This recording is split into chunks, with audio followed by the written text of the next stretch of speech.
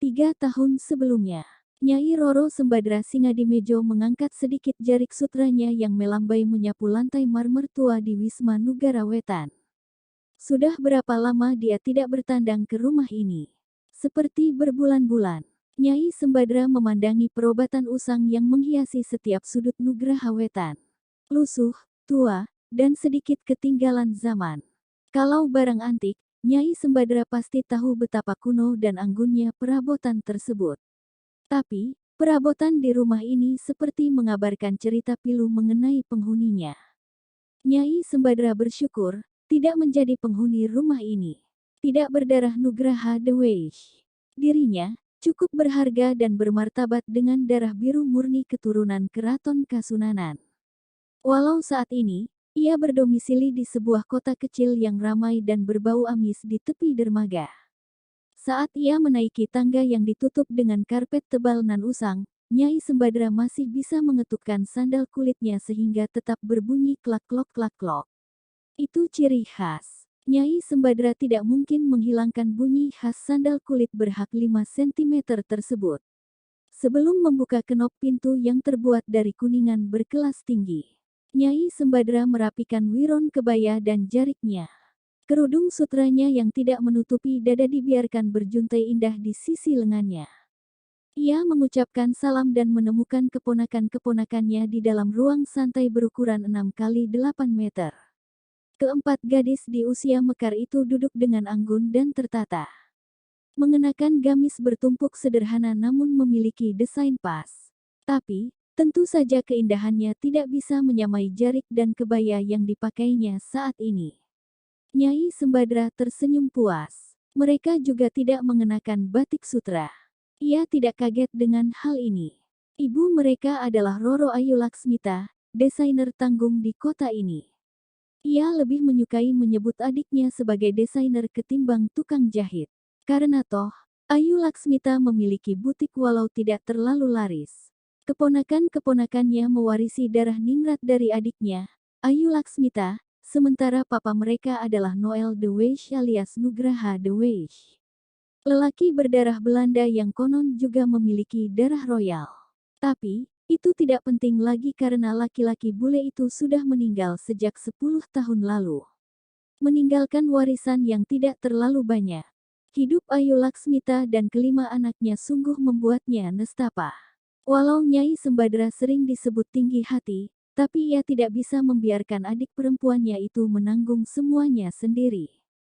Ia sering berkunjung dan memberi oleh-oleh sangat banyak. Dari uang tunjangan, bahan makanan, hingga kain-kain mahal dan indah. Aku dengar ada kabar bagus untuk kalian, Cah Ayu. Nyai Sembadra duduk dengan hati-hati di sofa tua berwarna abu-abu. Ia memandang Bestari, si sulung dengan paras paling cantik. Bestari duduk di dekat jendela berukuran besar, khas rumah peninggalan kuno.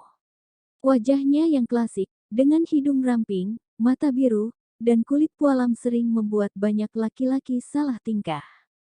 Kalau tidak jatuh terjerembab, karena tak awas lagi. Sementara tak jauh di dekat Bestari adalah Arimbi, anak keempat yang memiliki kecantikan hampir menyamai kakak pertamanya. Hanya, Arimbi tidak memiliki mata biru yang menawan. Satu persatu kemenakannya mencium tangannya dan mengucapkan salam santun, kemudian duduk kembali dengan pose tertata.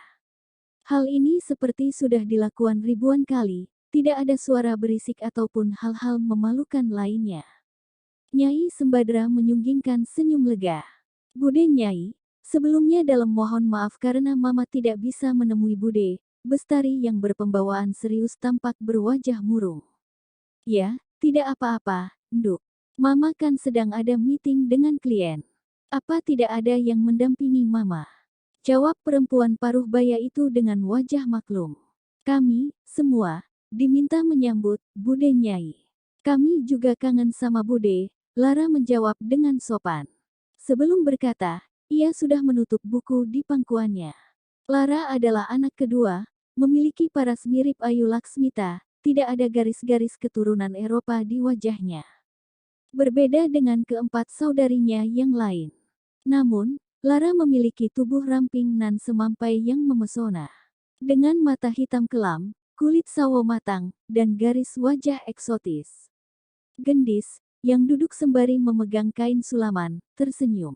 Gendis anak ketiga, berwajah manis, dengan alis melengkung tebal, dan mata coklat. Aku sudah mendengar mengenai kabar pinangan Tuan Juan de Borg, apa itu betul Bestari? Suara Nyai Sembadra mendayu-dayu khas ibu-ibu yang tidak mau ketinggalan gosip paling top. Iya, Bude Nyai. Sebenarnya, belum. Tapi, Pak Juan memang pernah menyatakan ingin mengajukan pinangan kepada, suara Bestari tampak muram. Kalau seorang lelaki kaya dan berkuasa, memang begitu maunya. Kadang seenaknya, Arimbi, si tomboy, begitu saudarinya memberi julukan, menyerocos meneruskan perkataan Bestari. Ukuran laki-laki bukan sekadar itu tapi unggah-ungguh. Gendis melepas kacamata, lalu meletakkan kain sulamannya, dan tersenyum kecut. Manners Marketman, ucap Lara santai. Tiba-tiba ia teringat Colin Firth dalam film Kingsman The Secret Service.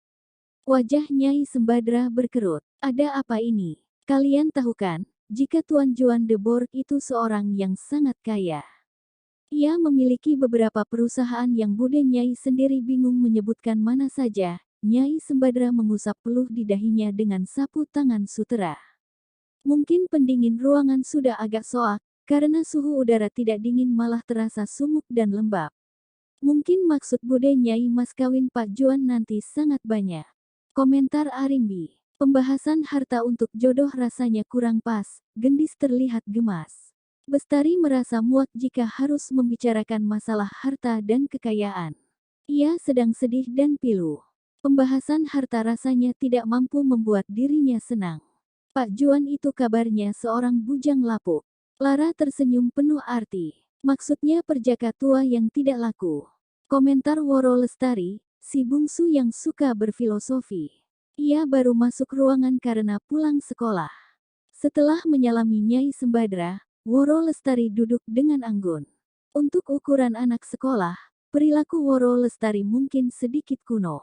Tapi, itu memang tata krama di Nugraha Wetan. Nyai Sembadra berdeham keras, bukan tua, nduk. Tapi, sudah matang dan mapan. Tuan Juan masih 32 tahun. Itu masih sangat muda. Kamu sudah bertemu orangnya, Lara sayang. Nyai Sembadra memandangi Lara yang duduk sambil memilin-milin ujung kerudung birunya. Lara menggeleng pelan. Apa Tuan Juan ingin mengajukan pinangan pada Bestari? Seru Nyai Sembadra tak sabar. Kelima kemenakannya memandangnya dengan aneh, lalu mengangguk keras-keras. Kalau Mbak Bestari tidak mau, harusnya, Arimbi, Gendis, atau mungkin Woro bisa menggantikan. Kan sama-sama The Wish, ucap Lara seenak jidatnya. Sepertinya Pak Juan harus menikahi salah satu di antara kita. Ia baru 5 kali bertemu Mbak Bestari. Jadi, kalau pengantin wanitanya diganti, sepertinya bukan masalah besar. Aku nggak mau, Gendis cepat-cepat menjawab. Mbak Lara kan anak kedua, kenapa bukan Mbak Lara saja? Arimbi memandang Lara dengan sengit. Betul, Mbak Lara pasti bisa mengatasi si bujang lapuk itu. Teriak Woro. Lara merasa kaget dengan perlawanan adik-adiknya. Perjodohan memang terdengar mengerikan. Sayangnya, mereka harus berhadapan dengan Juan de Borg. Menolak pinangan Juan de Borg rasanya tidak mungkin. Kabarnya, lelaki itu terlalu berkuasa dan memiliki pengaruh. Lara merasa ngeri membayangkan apa yang terjadi jika pinangan Juan de Borg ditolak. Aku, tak secantik kalian. Tuan Juan gak bakal mau. Lara mencoba berargumen. Bagi pria bule, Mbak Lara itu sangat cantik. Paling eksotis di antara kita. Gendis ikut-ikutan nimbrung. Mbak Lara, gak kasihan sama Mbak Bestari. Woro menggumam sedih. Lara terdiam menatap Woro. Tak berkata apa-apa. Sudah, jangan berdebat, keluh Bestari. Nyai Sembadra merasa pusing melihat perdebatan kakak beradik di depannya. Tadi, dia mengira akan merayakan kabar pinangan Tuan Juan de Borg yang kaya raya itu. Memikirkan betapa beruntung adiknya, memiliki menantu kaya dan terpandang. Sembari membayangkan, mungkin saja dirinya bisa plesiran dengan adiknya ke Eropa. Sembari mampir di rumah besannya di Den Haag. Urusan lelaki bengal memang gampang-gampang susah. Apalagi, Juan de Borg terkenal memiliki karakter yang sombong, angkuh, dan skandal berderet-deret panjangnya. Jika kelima kemenakannya ini tak sudi, Nyai Sembadra tentu tidak bisa menyalahkan mereka. Iming-iming harta melimpah, tapi batin mengenaskan tentu tak enak untuk gadis-gadis modern seperti mereka. Yah, walau mereka berdarah biru dan harus mematuhi adat serta aturan agama. Tapi, ini sudah bukan masanya Siti Nurbaya. Mungkin bude Nyai kalian ini terdengar matre, tapi menikah dengan Juan de Borg bisa membuat kalian membantu mama secara ekonomi dan sosial, Nyai Sembadra berkata dengan nada tajam. Inggih, Bude, Bestari menjawab dengan mata kosong. Kasihan, Mama, Lara memandang Bude Nyai dengan mata hitamnya yang berkilau. Nyai Sembadra merasa Lara memiliki pesona yang tak bisa dianggap remeh. Pernikahan harusnya didasari rasa cinta, suara gendis membelah kesunyian. Ternyata zaman milenial begini masih ada perjodohan, Woro menggerutu, bukannya ini zaman modern. Jika Pak Juan mau menikah dengan Mbak Lara. Arimbi terdiam begitu melihat Lara memberi isyarat agar tak melanjutkan kalimatnya. Nyai Sembadra maklum, tapi tak mampu menahan diri. Coba kalian jawab pertanyaan Bude, apa Bestari sudah memiliki calon lain? Selain Juan de Borg tentunya. Begitulah, Bude Nyai. Calon Mbak Bestari lebih baik, terpelajar, dan sopan, sayang tak sekaya Juan de Borg, Lara bercerita dengan nada pilu. Ya, Gusti, keluh Nyai Sembadra. Sementara mata Bestari tampak berkaca-kaca. Lara tampak berpikir keras. Apa yang bisa dilakukannya untuk membantu kakaknya? Lebih tepatnya membantu keluarga ini.